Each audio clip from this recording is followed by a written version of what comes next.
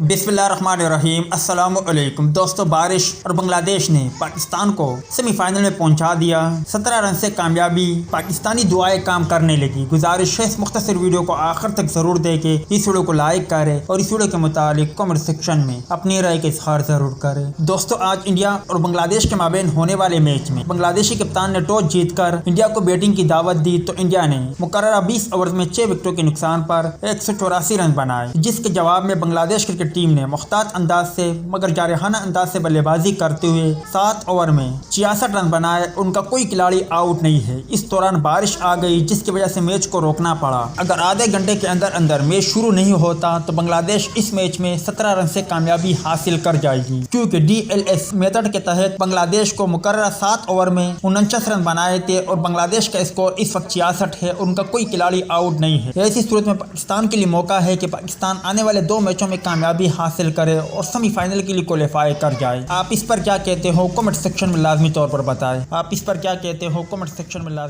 बताएं।